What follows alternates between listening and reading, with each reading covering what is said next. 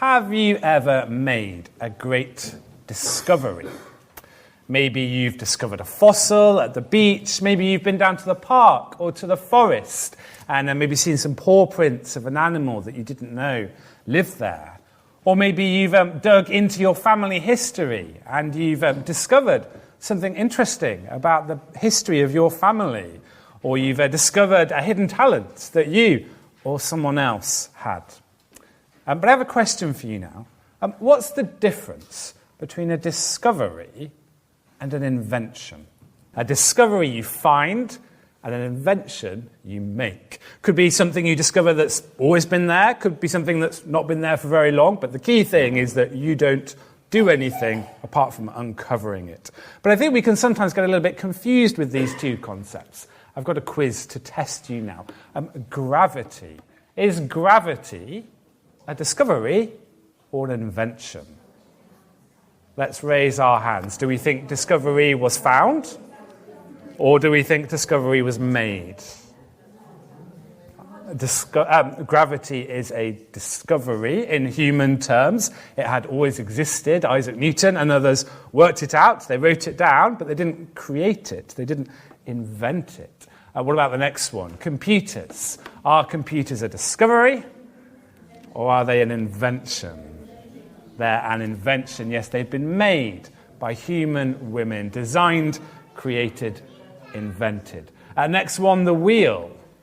Is the wheel a discovery? Raise your hand. Or an invention? Yes, it's an invention. A very old one. Invented long ago, but be created by human beings. Next one, electricity. Electricity, is it a discovery? Or is it an invention? It's a discovery. Those static shocks had always existed. It was just a case of men and women working out what they are. Next one, aeroplanes. A discovery or an invention? We're getting the hang of this now. Made by men and women.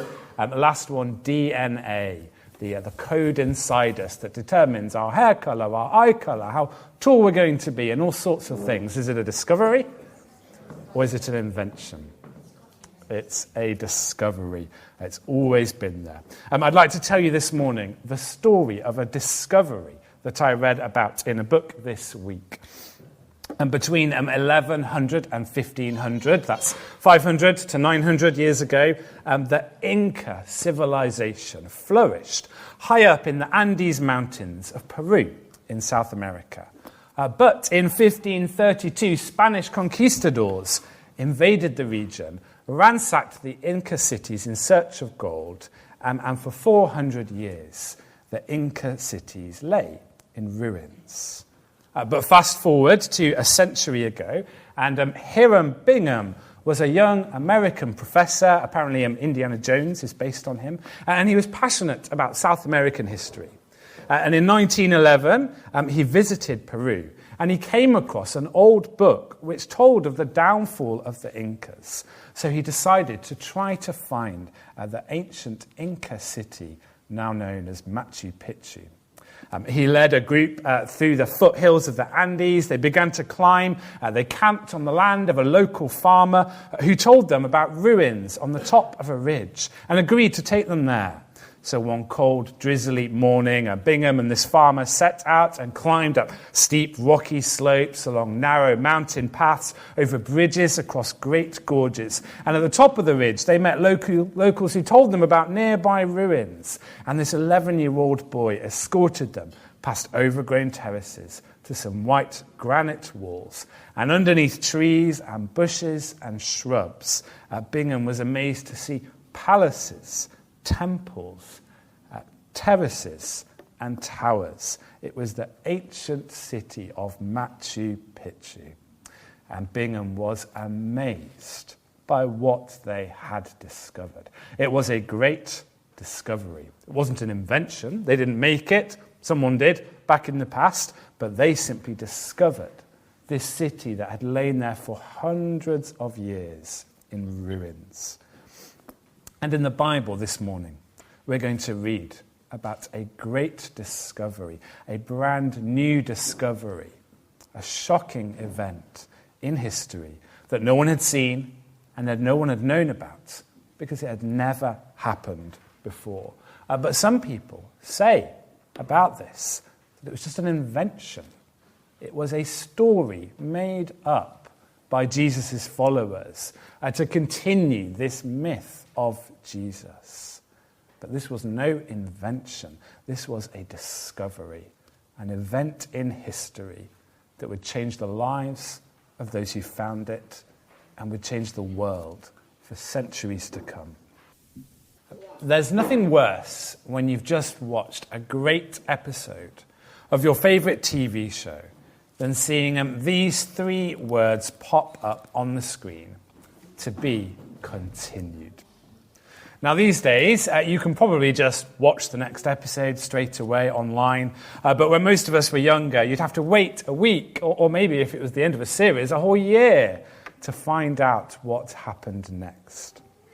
And our passage this morning is a bit like that. It's a to be continued story. Maybe you thought that as Lindsay read it, because some of the key things that are about to happen haven't actually happened yet. A great discovery has been made, but at this stage, all that's actually been seen is an empty tomb. Jesus' dead body isn't where they thought it would be. No one has seen the risen Jesus. No one has met the risen Jesus. No one has put their fingers in his nail-pierced side. No one has eaten a fishy breakfast with the risen Jesus. All that is to come. At this stage, it's just an empty tomb and an extraordinary message. Yet in this tomb and this message, the greatest discovery human beings have ever made has occurred. Machu Picchu, gravity, electricity, DNA, none of them come close in comparison. In this tomb and in this message, the greatest discovery human beings have ever made occurs. Now, it had been a busy few days for Jesus and his disciples. Jesus had eaten his final meal with his friends. He'd been arrested while praying in a garden. He'd put on several trials, Jewish and then Roman. He'd been sentenced to death. He'd been crucified on a cross. And on the Friday afternoon, day 1 in the sequence, he'd died at about 3:00. And with the burial of his dead body at the end of chapter 23 and the end of that day, the show was over. Things quietened down. The crowds wandered away. All hope was gone. The light of Jesus had been snuffed out. He was just another dead body in the graveyard. The following day, day 2 in the sequence, it was a Saturday. It was a quiet day. It was the Sabbath. People would stay at home and rest and worship. And then chapter 24 picks up the story on day 3 in the sequence, the Sunday morning, the 3rd day since Jesus died. And it's on the morning of this day that this brand new great discovery is made. We'll look at the 2 groups that make a discovery and see how and what they discovered and how they responded. We'll look at the women in verses 1 to 8 and then the disciples in verses 9 to 12. So first of all, the women's great discovery. Chapter 23 had ended with a handful of Jesus' female followers watching in verse 55 where he was buried and then going home to prepare spices that they would later come back and lay on his grave. And then chapter 24, verse 1. On the first day of the week, very early in the morning, the women took the spices they had prepared and went to the tomb. But they got 4 very big shocks when they got there. Shock number 1, the stone was moved. Verse 2. A traditional first century tomb, like the one Jesus was buried in, would have had a large stone covering its entrance to keep grave robbers out and to keep the dead body protected inside. And Mark records in his gospel the women wondering among themselves as they walked to Jesus' grave how they would get into the tomb, how they would be able to lay their spices on Jesus' body. Maybe a kind guard or two would roll the stone away for them. But shock one was that they didn't need that.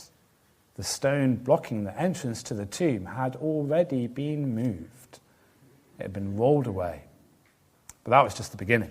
Because in verse 3, we get shock number 2. Jesus' body was gone. When they entered the tomb, they did not find the body of the Lord Jesus. Their joy at having somehow been given access to Jesus' body turns to horror at the absence of Jesus' body. You don't take flowers to a graveyard expecting to find your loved one's grave open and their coffin empty. Where had Jesus' body gone? This is not the kind of discovery that they were hoping to make. Their minds must have been racing with possible answers. But they weren't left wondering for long, because verse 4 gives us shock 3. 2 angels were there. While they were wondering about this, suddenly 2 men in clothes that gleamed like lightning stood beside them. Luke doesn't tell us straight away that they are angels. We'll learn that in verse 23 in next week's passage. But he does show us that they're pretty awesome, these 2 men. They appear out of nowhere. They don't walk into the tomb behind the women. They're not already hiding in there. They appear out of nowhere, and their clothes are dazzling, like Jesus's were at his transfiguration. A shocking thing for these women to see. But it's just worth pausing for a minute or two there and asking how this fits with the other resurrection accounts. Because some of us will be quite familiar with this story of Jesus being raised. And we may have read it in Matthew, Mark, or John's Gospels. And we may be starting to notice that the details seem to be a little bit different. Was there 1 angel or were there 2? Which women exactly was it who had gone there? And which of the disciples rushed to the tomb and when? And perhaps most importantly, didn't Mary Magdalene meet Jesus at the tomb? But there doesn't seem to be any record of that here in Luke's version. These resurrection accounts seem a little different. Can we trust them? What really happened? I think there are a few different ways in which we can answer that fair question. And the first is that these accounts are based on eyewitness reports. I'm sure that Jesus, after he was risen, told his disciples every detail of all the things that had happened to him in his trial and in his death. But he wasn't actually there at this bit when they arrived at the tomb. It is based on his followers, what they remember. And a bit of discrepancy in eyewitness stories isn't a great concern. It's like witness statements that the police take today. We wouldn't actually expect them to be identical in every detail. In fact, if they were identical in every detail, that might be a sign that they've been made up, that these people have spoken to each other and come up with this exactly the same plot of what happened. A bit of discrepancy in eyewitness stories isn't a great concern, because we know as human beings that as different people we notice different things, we remember different things, we each have our own way of telling a set of events. So we don't need to be concerned because they're based on eyewitness stories. A second thing, these accounts do fit together. There is a way to piece together the narrative from all 4 Gospels to get one clear set of events. It's better to read them as they're written. That's how God's given them to us, these 4 different versions. But you can piece them together. Maybe Luke chose to miss out Mary meeting Jesus at the tomb because he wanted his first meeting of disciples with the risen Jesus to be on the road to Emmaus, where Jesus was able to show these disciples, before he revealed to them who he was, why he had to die and had to be raised, just as he had said. So Luke missing it out doesn't mean he didn't think it happened, didn't know it happened, but maybe he just wanted to tell the story in a slightly different way. And then thirdly, these accounts are God's word. one of the themes of Luke's resurrection account, as we see in what the angels say, and of Luke's whole gospel, if you remember why he wrote it, so his friend Theophilus could be sure of what he'd heard. One of the big themes for Luke is the trustworthiness of Jesus' words. And so sometimes we must simply believe Scripture, believe that these accounts are accurate and true, even if we're not quite sure how they all fit together. We must put the doubt on us and on our limited understanding, and accept God's words as accurate and true. But back to the shocks. We've had 3 of them. The stone was moved, Jesus' body was gone, 2 angels were there, and the last is, of course, the biggest. Verses 5 to 7. Dead Jesus was alive. Let me read those verses again. In their fright, the women bowed down with their faces to the ground. But the men said to them, "Why do you look for the living among the dead? He is not here. He has risen." Dead Jesus was alive again. So many possible explanations must have been running through their minds. Had his body been stolen? Had it never been there? There'd been a mix-up. Had it been there, but Jesus hadn't actually been dead? He'd just awoken from a coma and walked out. So many possible explanations flying through their minds. But there's only one true explanation. And that's that Jesus was not dead anymore. He was alive again. And there's a hint of the angels almost telling these women off. Why do you look for the living among the dead? Why do you think that you'll find Jesus here? You're looking for someone who's alive. So why are you here in a place of death? And remember, they say, that this is exactly what he told you would happen. He'd be delivered over to his enemies, he'd be crucified, and he'd be raised back to life. 1 and 2 have already happened. You've seen that happen with your own eyes. Weren't you expecting number 3? What do the women then do with this news? Well, exactly what the angels tell them. Verse 8, then they remembered his words. They remember that this is exactly what Jesus had said, that his words have come true. They have made an astonishing, brand new, great discovery.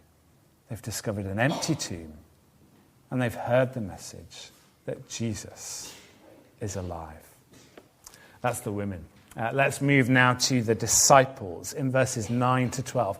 And it's the other way around with the disciples. It's kind of the mirror image, because the women discovered the empty tomb and then heard the report that Jesus was alive. And it's the other way around for the disciples. They hear the report that Jesus is alive, and then they, or at least Peter, discovers the empty tomb. Verse 9, when they came back from the tomb, they told all these things to the 11 and to all the others. What did they say exactly? We're not sure. Luke doesn't quote their words for us. But I think we can infer that they said more than just that the tomb was empty. I think from the disciples' response, we can infer that they said that their Lord had been raised. What was the disciples' response to this message? Well, the mood in the passage has been steadily building, from sadness to fear to confusion to hope. But it comes crashing down in verse 11. But they did not believe the women, because their words seemed to them like nonsense.